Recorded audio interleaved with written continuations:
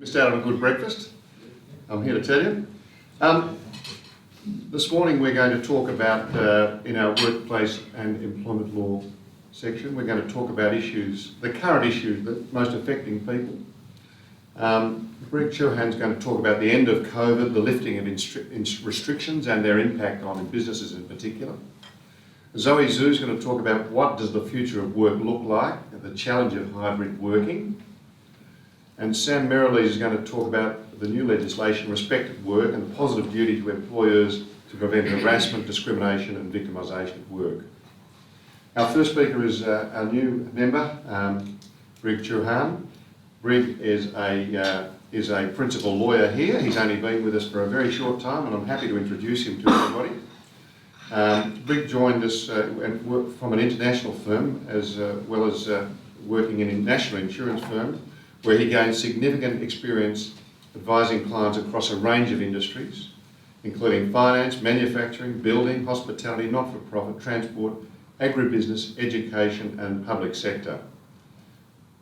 He regularly advises employers, insurers and individuals on a range of workplace-related matters, including statutory prosecutions, discrimination, employment disputes, sexual harassment claims, unfair dismissals and discipline and regulatory investigations.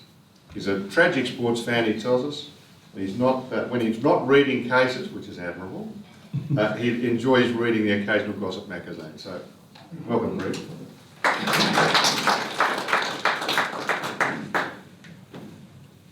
For the warm introduction, Stephen. Thank you to everyone who's here this morning, and also for those who are joining online. Really appreciate your efforts. To say that there's plenty happening in workplace relations and employment law would be a massive understatement. Today, we discuss two major developments which significantly impact on employers. The first being the lifting of the COVID isolation restrictions, and the second, the upcoming changes to the Sex Discrimination Act, whereby a positive duty is to be imposed on employers to prevent sexual harassment, victimisation and discrimination in the workplace. As I'm sure none of us will ever forget, since 2020, in response to the COVID pandemic, government's introduced a range of requirements under public health legislation. The requirement to isolate if you test positive to COVID, the requirement to wear face masks at work, the requirement to be vaccinated in certain industries, otherwise be prevented from actually accessing the workplace. Probably most notably, the requirement to work from home if that was reasonably practicable. Many of these measures changed the employment relationship and dynamic forever, and how work was to be performed at the workplace. Then almost out of nowhere, although not soon enough for probably many of us, the Victorian government announced that from 13th October this year, the pandemic declarations were ending. This meant Victorians were no longer legally required to isolate for any periods of time after testing positive to COVID. I think most importantly, from an employment law perspective,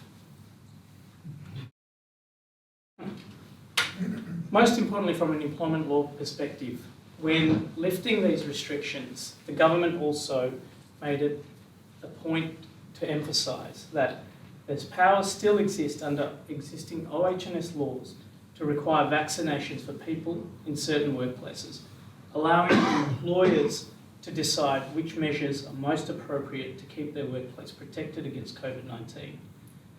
And I think significantly also, the government made a point to emphasise that every Victorian business or organisation with on-site operations must still keep a COVID-safe plan at their workplace, and workplaces should regularly review and update their COVID-safe plan. So what does this actually mean for employers? What impact will these changes have on employers? Practically, I should be careful what I say here. I understand there's some we're very lucky to have some representatives from the government here. The government is saying that it has done everything it can to protect the population from the pandemic. It's now up to individuals and businesses to address the risk.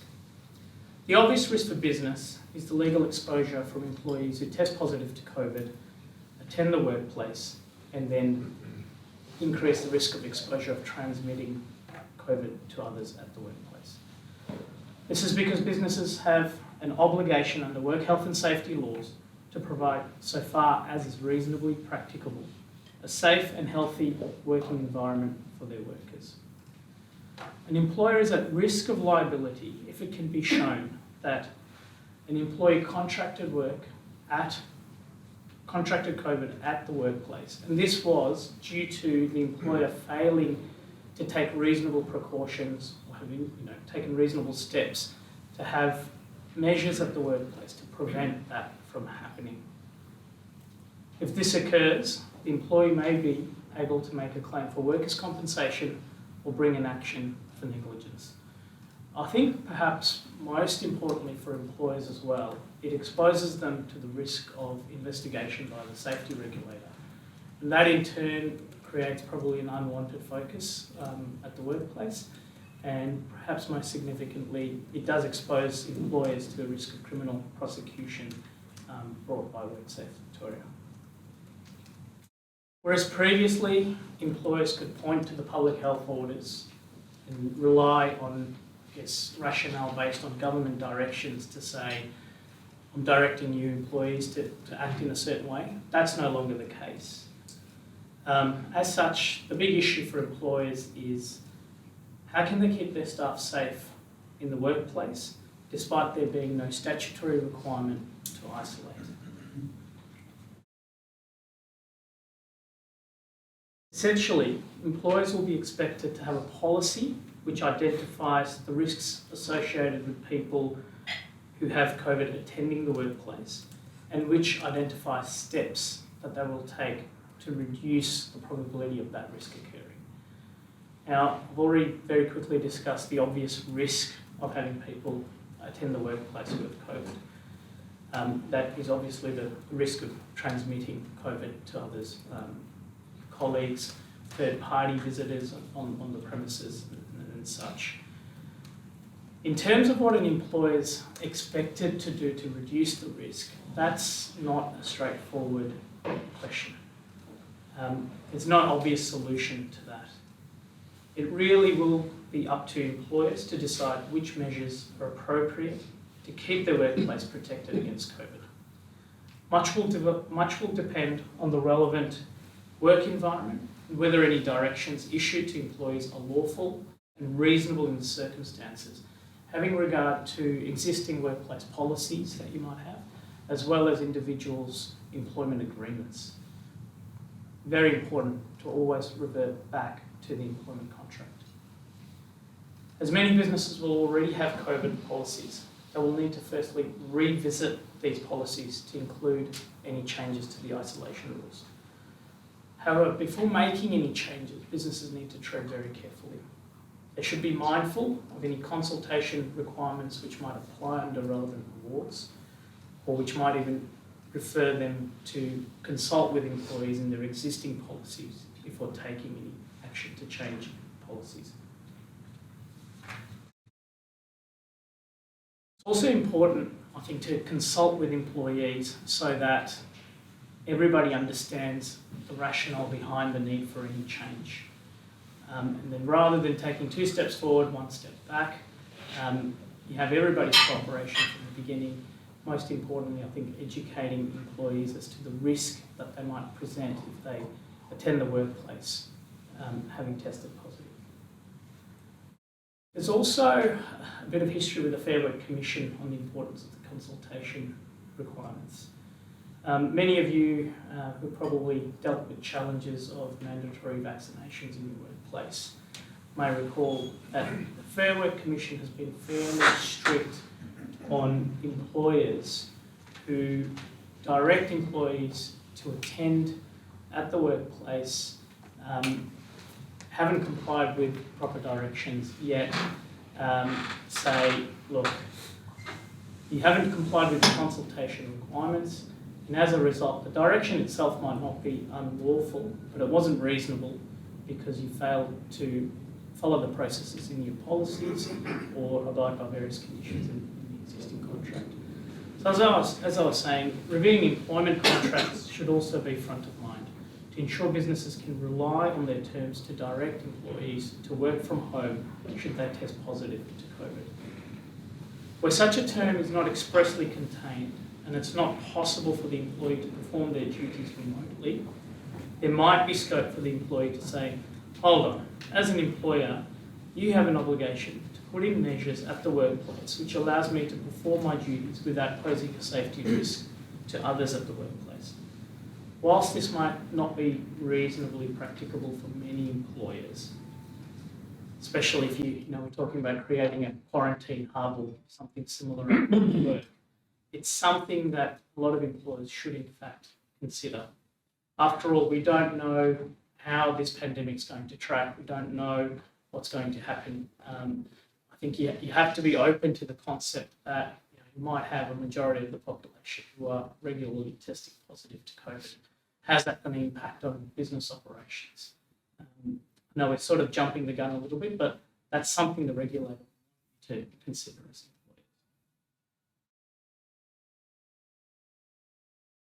employers. And as I alluded to just a short while ago, it's also very important to make sure that any directions given are consistent with any restrictions imposed on existing policies at the workplace. Now, notwithstanding these cautionary tales, the safety regulator has made it clear that it expects employers to be proactive in trying to mitigate the transmission of COVID at the workplace. With that in mind, it is, I should make it clear, absolutely perfectly acceptable for employers to direct employees to take reasonable steps to act in the interest of preventing exposure to their colleagues. Now, in line with best practices, in many cases, it will be lawful and reasonable for an employer to direct an employee with COVID to stay at home or to obtain medical clearance before returning to work. This is especially so in workplaces where you work indoors and in close proximity to each other. Depending on the industry, it will also be reasonable to direct an employee to work from home if their symptoms allow them to do so. Otherwise, as with any general illness, an employer can require the employee to take personal leave. In circumstances where employees who test positive are unable to work from home or are asymptomatic, businesses should consider directing them to wear masks in the workplace and practice safe distancing. I guess that's more a link to previous safety. The bigger issue, I think, for employers is there any scenario by which a positive employee is able to still perform their duties at the workplace should they deem it necessary to do so, or they're unable to do so at home? In bearing all that in mind, at a minimum, as I was saying, businesses can require employees who test positive to notify their employers of their intention to at least come into the office. That way, I think the best practice is arm yourself with enough knowledge as to what might occur so that you can take necessary steps. Again, the safety regulator is not going to be too critical, I think, if you have turned your mind to various scenarios and come up with various solutions to address those scenarios. But I think you expose yourself as an employer if you can't demonstrate that you've even turned your mind to various scenarios. Before I pass the floor on to Zoe, I think I'll just very quickly wrap up some key messages for employers. So as we're all very well clear on now, it's been a bit over a month. There's no statutory obligation to isolate if you test positive to COVID. Accordingly, unless employers have a policy or a strict requirement preventing their employees or directing their employees from not attending to stay at home, they are free to attend the workplace. It's very important to keep centre of mind. We know companies have for a while made their own decisions on how to address the safety risks at their own workplace. After all employers are different, individual circumstances are different. Having said this, many of these decisions are based on having to comply with government-based directions. So a lot of employers had, say, the luxury to say, look, these are legislative requirements that we have to impose. That onus is on us. It's been passed on to us. And as a result, we're relatively confident in the type of directions we give you. They're reasonable. That's not necessarily the case. The government is clearly saying, look, by all means, we recommend and encourage certain practices in the workplace and generally in society, but it really is up to employers. Now, to that extent, you really have to consider individual circumstances.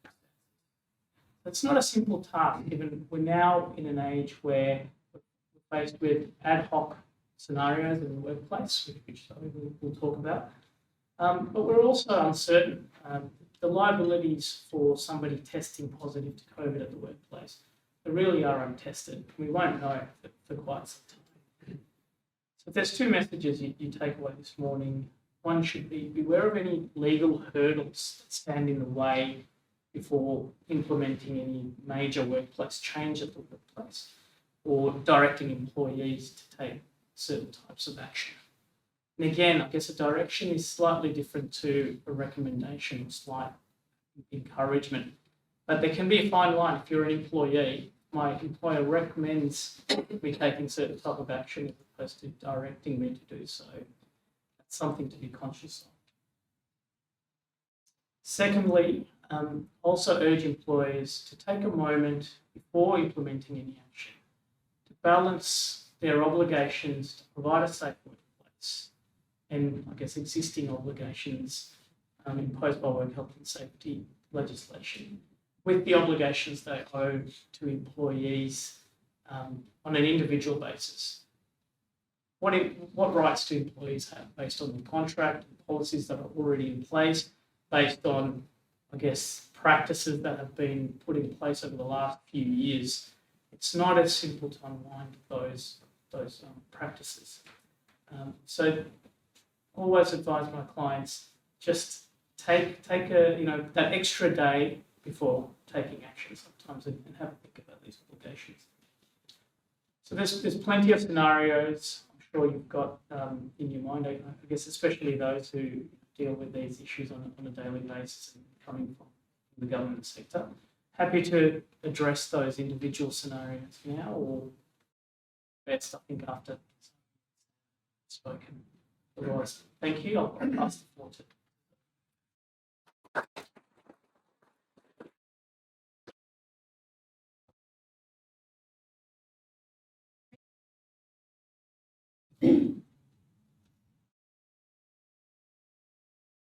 I'm a lawyer in the litigation department here at Aiken Partners. Today I'm going to talk about the future workplace and challenges associated with hybrid working. So what has been people's attitude towards flexible working arrangements? So based on a research conducted by the Australian Bureau of Statistics, there are both costs and benefits to employees when it comes to flexible working arrangements. Potential costs to employees include decreased visibility to managers, less training opportunities, less socialising with colleagues, limited training, etc. And on the other hand, potential benefits for employees include financial and time saving from the lack of commuting, greater work flexibility, and higher productivity as employees have greater autonomy to manage their workflow and focus on tasks. Just briefly on productivity, which is probably what most of us care about 3/4 of workers surveyed consider that they were at least as productive working from home as from the office. However, some employers have a slightly different view, as there's a potential for lower productivity if employees cannot collaborate and knowledge share. But despite these differences, it is notable that the most frequent view of both employers and employees was that productivity was about the same. And from employers' point of view, some of the potential benefits of working from home include greater output from longer work hours, cost savings on office rental space, retention of staff who prefer working from home. And these benefits must also be weighed up against the potential costs, which include a decline in the workplace culture, changing workspace processes, potential for workers to shirk, and cost of equipment and system to enable working from home. And what are the future business models likely to resemble? The COVID-19 pandemic proved to many that the remote working model was possible, and the research also shows that many employers have expressed support for continuing home-based work and expect working from home to be an ongoing feature of work. Despite the trend towards hybrid working mode, what can employers do to require staff to work from the office? So the general principle is that any direction given by the employer to the employee to work from the office must be lawful and reasonable. And what does that mean? Lawful is that they relate to the subject of their employment and do not involve illegality. And reasonable, which is determined by examining specific circumstances. And in determining when will it be reasonable, it's important for employers to consider what are the person's duties, do they require face-to-face contact, what is the current company policy, and would there be any difference in performance requirements, and whether the employee made a valid request for flexible working arrangement under the Fair Work Act. What follows is that employee cannot refuse the employer's direction if it's lawful and reasonable. And in the post-COVID-19 environment, one of the most common issues faced by employers is the increased reluctance by employees to return to the workplace following lengthy periods of working from home. One of the things that an employer can and should do to minimize disputes about work location is to make it clear from the outset of the employment relationship what the employer's role involves, including where they will be required to work. And this can be done in an employee's contract of employment and through clear workplace policies. This was recently been affirmed by the Fair Work Commission in its decision of Chauhan and Parks Victoria. So in this matter, the Fair Work Commission was required to determine a dispute between an employee and her employer following the employer's refusal to allow her to work from home on a full-time and basis. The employee worked as a financial transaction service officer for Parks Victoria. This role included duties such as check printing and mailing, which require the employee to be physically present in the office and attend other locations, such as visiting the post office to collect the invoices and post checks. It was made clear to the employee in her contract of employment that she would be required to perform her duties in the employer's workplace. And during the COVID-19 lockdowns, the employer implemented a roster which required the employee to attend the workplace 3 to 4 days a week to perform those duties that require physical presence and allow her to work from home for the rest of the week. When the lockdown ended, the employer provided employees with a deadline to receive their vaccination in order to return to the workplace in accordance with the Victorian government's directions. The employee then requested that she work from home on a full-time and ongoing basis. The employer refused the request, indicating that it was able to provide her with some flexibility, but it could not allow her to work from home on a full-time and ongoing basis. And in doing so, the employer noted that many of the employee's duties required her to be physically present in the office. It had also become aware that the employee had, without authorization, stopped attending the office as required by the roster and have been working from home on a full-time and ongoing basis. And it noted that this resulted in the team leader having to fulfill the employee's role, which required a physical presence. And it has placed an unreasonable burden on the team and was not a sustainable arrangement. And in upholding the employer's refusal, the Fair Work Commission gave particular regard to the employer's contract of employment, in which the employee had agreed that her ordinary place of work was the employer's office. And the Fair Work Commission also found that the ordinary place of work as agreed in the contract must be the default or normal position. Once the lockdown has ended, the employer was entitled to insist that the employee carry out her duties on site in accordance with the contract. And that this was the case even if some or all of her duties could have been carried out remotely. Next, moving on to COVID-related issues.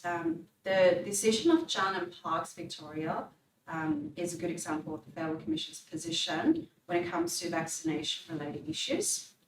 And in deciding whether an employee was unfairly dismissed because they did or did not receive the vaccination, a member of the Commission may need to consider vaccination-related issues, such as whether the employer had a valid reason for dismissing an unvaccinated employee, whether alternative duties were available to the employee, and whether an employer had met any consultation obligations in relation to the introduction of a vaccination-related policy. There have been some recent decisions with respect to this. For example, in G and Listen Health, the employee was a project officer for a health provider. The employer said that in March 2020, employees were offered the option to work from home, and it was a temporary arrangement. And in 2021, Victorian government introduced a public health direction that required the employer to ensure all its staff to be vaccinated against COVID-19 unless they have a valid medical exemption. And the employee said that she did not intend to be vaccinated and asked to work from home indefinitely. She argued that it would be reasonable and practical. Her role was administrative and had no client face-to-face contact. The employer said that working from home permanently was not sustainable, and that vaccination was an inherent requirement of employment for all staff unless they were exempt. And the Commission did not accept the employee's argument that her employment contract had been changed to allow her to work from home permanently if she chose to. And that will be counterintuitive because in-person interactions with patients and staff would always be necessary for the employer who was a major public health provider authority. The Commission concluded that the employer had a valid reason to dismiss the employee because she could not fulfill the inherent requirements of her job without providing her vaccination information. And before she was dismissed, the employee was also notified that her dismissal was being contemplated and what she had to do to avoid dismissal. So she was well aware of that. So what you can take away from this part of the presentation is, first of all, flexible working arrangement will continue, and it will be, in general, beneficial to both employees and employers, and both sides would prefer to continue these arrangements. And where a flexible working arrangement exists, it is important that it is put in writing and sets out expectations of the employees, including regular reviews of the policy. And this is also important when it comes to vaccination policy. And further to what's in the contract, the employer's direction must be lawful and reasonable. And employers may also wish to consider a trial period to determine whether the flexible working arrangements are suitable to the business and the employee before there's a final arrangement. And that's all from me today. Next, Sam will talk to you about respect at work.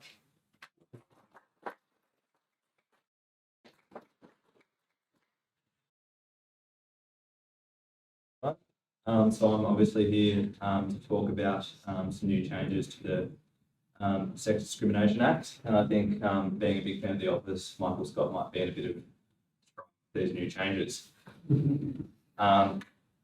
So the Respect at Work Bill was introduced to Federal Parliament in September of this year, and it's expected to pass later this month. And in talking about this, I'm going to provide you with an overview of the proposed changes in the bill, summarise the impacts of the changes for employers, and give some practical tips for how employers and businesses can prepare themselves to meet their new obligations. Before getting into details about the bill, I think it's worth noting that this proposed piece of legislation can be seen in the next step of a series of reforms which have taken place over the past few years. First of these was the report on the Respect at Work Sexual Harassment National Inquiry in 2020, which was prepared by the Sex Discrimination Commissioner and the Human Rights Commission. And then last year in September, there were changes to the Fair Work Act and the sex discrimination legislation, which included, amongst many other changes, recognising sexual harassment as a valid reason for dismissing an employee in the context of any unfair dismissal claims. So now we move on to the bill. The bill, which is officially titled the Anti-Discrimination and Human Rights Legislation Amendment Respect at Work Bill, arose as a result of the Respect at Work report. The bill seeks to implement all recommendations of that report, and in doing so, it proposes, as I said, significant amendments to the Sex Discrimination Act by creating a positive duty on employers to prevent sexual harassment, sex discrimination, hostile work environments, and victimisation in the workplace. In addition to this new positive duty, the bill defines what I mentioned before, hostile work environment, as one that is offensive, intimidating, or humiliating by reason of two or more matters that include sex or characteristic of a person, whether or not the sex or characteristic is the dominant or substantial reason.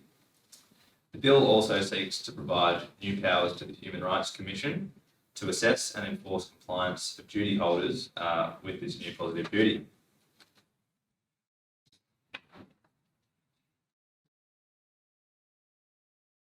So what do these changes mean for business owners? The changes mean that employers will continue to rely on a complaint-driven, reactive process to manage sexual misconduct, risk being named and shamed by the Human Rights Commission, who will be given greater enforcement powers to hold employers to account than was historically the case. The adoption of the terms reasonable and proportionate measures to eliminate as far as possible draws strong and similar parallels with obligations imposed on duty holders under the National Work Health and Safety laws. As such, employers will now be expected to have undertaken a risk assessment for sexual harassment and sex discrimination to identify any foreseeable risks in the workplace and put in place control measures to deal with those risks. Precisely what form of risk assessment or control measures will be deemed sufficient to fulfil this new positive duty will depend on an employer's circumstances. Compliance will be assessed mainly having regard to the nature and circumstances of the duty holder's business, including its size and resources. Ultimately, time is going to tell with this as to what actions employers will be expected to take as a minimum before being deemed to have fulfilled this positive duty. Having said that, based on information contained in the Respect at Work report, the explanatory memorandum to the bill and the Safe Work Australia Code of Practice, duty holders will be expected to be aware of any cultural and systematic flaws suspected to exist in their organisation or indeed within their industry, which traditionally may have allowed a pattern of offensive behaviour to occur. Now to some solutions for business owners. Practically, this is all going to require employers to obtain and consider information from worker surveys and past complaints for incidents to identify behaviours of concern, particularly from those considered to be most vulnerable within their organisation. So one example of this, for instance, is having considered some data from a survey, an employer may realise that its workers are reluctant to report any concerning behaviours witnessed because they don't feel supported or believe the matter will not be taken seriously. Once any particular areas of concern are then properly understood, the focus will be on the employer to show how they practically intend to address these concerns. Based on some of the guidance materials to date, employers will be expected to have a system which encourages workers to report offensive or unwanted behaviour early, which enables reports of misconduct to be addressed quickly, provides for a safe physical and online workplace, encourages workers to communicate with senior management, includes up-to-date policies and procedures in relation to the identification, reporting and management of harassment, and provides for regular training of workers to ensure they understand existing policies and procedures. In the circumstances, actions taken by an employer to prevent ongoing misconduct, such as merely applying an existing policy in responding to complaints, will no longer be enough to satisfy this new positive duty. Going forward, employers will need to demonstrate they have genuinely attempted to identify historic barriers resulting in perceived negative cultural issues and put in place measures to break down those barriers. For many businesses, this is going to mean reviewing and updating their existing policies with a view to creating a harmonious and supportive workplace. Now, under the bill, the Human Rights Commission, as I said earlier, is now armed with significantly expanded powers to hold employers to account should they fail to satisfy this new positive duty. Notably, the Human Rights Commission reasonably suspects non-compliance with this new positive duty, it can make inquiries with the duty holder, requiring them to produce documents and provide submissions. If it finds there's been non-compliance, it may issue a written compliance notice recommending actions be taken to ensure compliance is achieved by a certain date. Another alternative is that the Human Rights Commission can elect to accept and enforce undertakings negotiated with the business regarding their future compliance with the positive duty. Employers should be aware that pursuant to the bill, the Human Rights Commission may also publish these enforceable undertakings, as well as reports it produces in relation to inquiries carried out suspecting systematic unlawful discrimination. Whilst the complaints and enforcement powers conferred on the Commission won't commence for 12 months, until after the bill receives royal assent, probably later this month, the positive duty will come into effect the day after the bill is formally approved. This period provides employers and the Commission with an opportunity to educate themselves and to prepare for the application of this new regime. While the Human Rights Commission has indicated that it will adopt a supportive approach with stakeholders and businesses in relation to compliance, there's no doubt that going forward, there's going to be a greater onus on employers to prevent sexual harassment. So in conclusion, there's two key takeaways from, this new bill and what's going to be happening with that is, first, there's the creation of a positive duty, the positive duty combined with the powers of the Human Rights Commission means employers face a significantly increased compliance burden. And second, businesses are going to need to carefully review their risk assessments and associated control measures to ensure that they're consistent with best practices, having regard to their circumstances and guidance materials provided by the Human Rights Commission, the safety regulator and industry associations. So that's it from me on the bill. Thank you. Thanks, Cam. And it doesn't need to be said if anybody needs some assistance with their policies or the education of their staff and workplace, we're more than happy to provide some assistance. Now, does anybody have any questions of anybody on today's talks? Yes. Sam, with the reforms regarding sex discrimination, was there anything that prompted that, anything in particular? You mentioned it started in 2020 or so. Yeah, I think the report was the main sort of driver behind it, because it seeks to adopt all of the recommendations of the report. So yeah, that's the main reason behind that. It's my understanding. Yeah, it's fair enough. Yeah.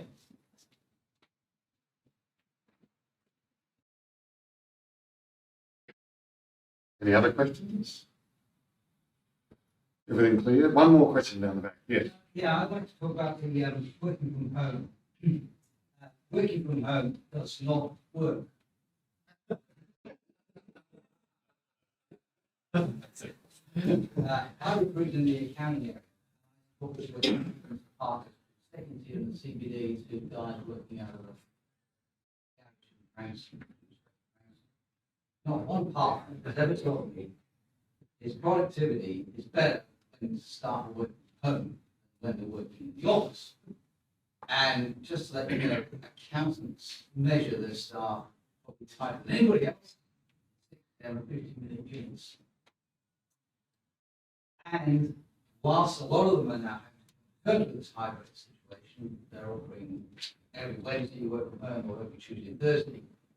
Having worked through 2 recessions, you probably know the 1991 one, born then, I believe when the 23-24 recession comes through, the tail that's riding at the dog at the moment will convert the other way. Certainly in the accounting area, I don't know about legal, I suspect it's probably similar, it will change. And I can tell you now, I don't know any industry, happy to listen to other people make the comment, I don't know any industry where people working from home is more efficient than when they're working in the office.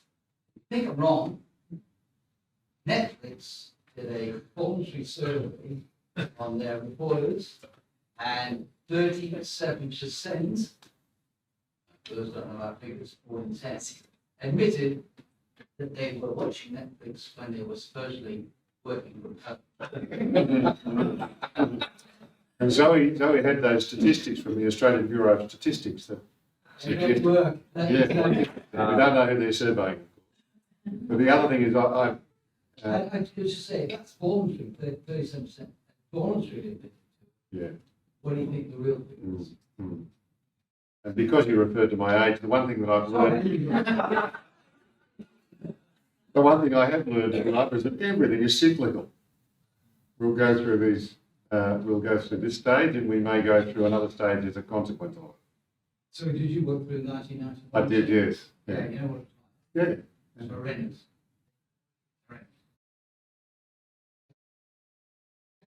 We certainly have.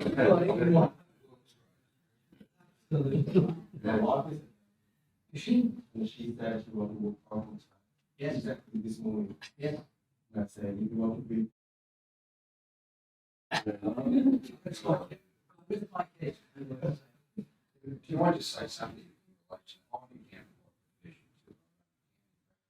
the problem with allowing staff to work from home is that they're going to be in possession of information that's highly sensitive, like tax file numbers, bank account numbers, all that type of information that you would expect in the finance industry. Now, they can have people come walking in and out of their house and they can see that information. Now, one of the things that you've got to bear in mind with accountants too, and you would see with bank managers, when you go into a bank manager's office, they take you into a room where there's no documentation whatsoever. And the same applies to accountants. Like, I can't take someone into my office and let them see the pigsty of paper I've got strewn all over the floor and on my desk, because they're going to see information about that's highly sensitive. So we always have to interview in the boardroom where there's no documentation whatsoever on the table. Now, that is one of the drawbacks from accounting and letting people work from home. And it is something that you can, to the extent that you can do it, you can give directions, of course, to your employees that they're not to see people in their office at home. That's one way that you can try and deal with that. There's no way of, well, it's hard to enforce, but you can give your employees directions as to how they should or should not work at home. Well, yeah, but I mean, at the end of the day, it's up to them. You've got really no big brother looking over, No. unless you install something on their computer that can look at them every 5 minutes and Mm. and you've got no control. Mm. Mm. It's just not feasible. Mm. I've got a question. Speaking Yes. about what's in the requirement in the finance industry. So so in our industry, it's very popular to have a virtual office or like remote office overseeing Philippines. And some of my, not our company, but some of my friends in other company, they hire five people, 5 team in Philippines, and then they have to share screen on the desk. So they work remotely, so they can monitor what they're doing. of course, the boss doesn't have time to watch all the time, but you know, I'm not sure if that's proper. It's a bit lack of trust if we implement that in Australia. It's probably very common in maybe not so practical in Australia. And I'm sure that we'll devise ways of doing this as time goes on. In the meantime, we remain a little vulnerable to this sort of thing, don't we? No, look, I might just jump in there. I think there are valid points. Right now, employers probably find themselves in a situation where market conditions have historically put them at a disadvantage than where they were. Having said that, there's absolutely measures that you can put in place to back up any directions that you want to give. I think the key is to have a paper trail around that, make it absolutely clear to your employees the basis of where you're coming from. And that way, I guess the onus then goes more onto the employee if they do then want to press for a flexible work arrangement or the like, to sort of come up with reasons that prevail over business reasons as to why a different arrangement might be more suitable. But I think where that advantages the employer is, it's there, it's explained, it's enforceable if it's in the contract, it's captured in policies and things like that. So if potentially down the track there is an issue in terms of enforcing your directions, you can point to these sorts of things and structures. And at the end of the day, it's the employer's business. It's no one can really tell them how best to run it. I think it's just a matter of putting in measures to best.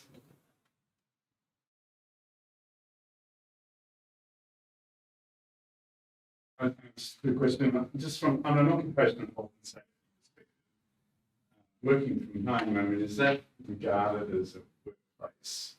And is there any suggestion that employers should be seen to be applying the same amount of diligence as to, that it's a safe environment, that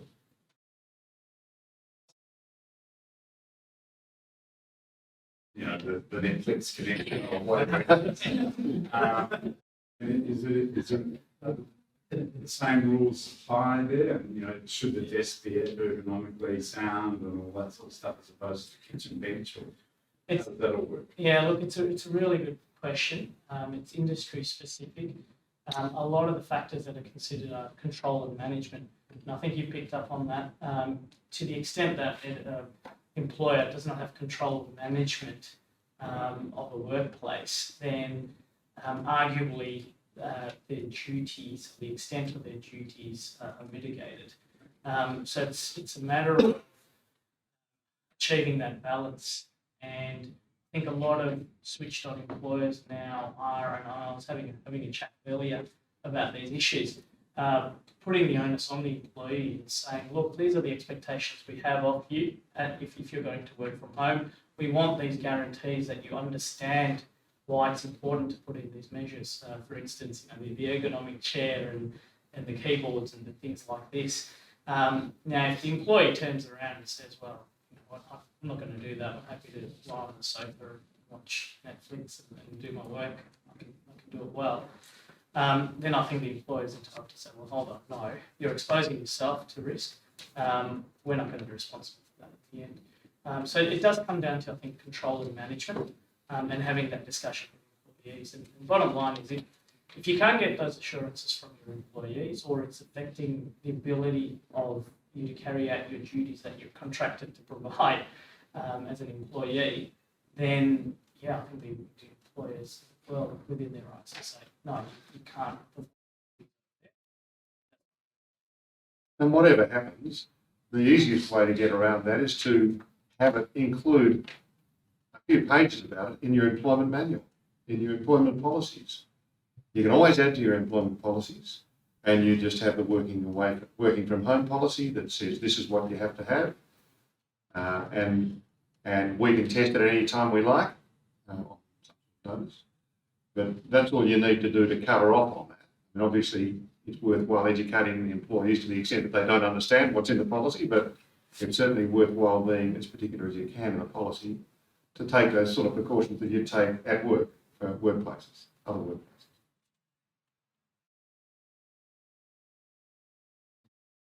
Any more questions? Okay. Thanks very much for coming today, and thanks very much for listening to those online. This is the final of our business breakfasts for 2022, and we look forward to conducting another wide range of seminars into 2023 for over across a spectrum of topics. Thank you.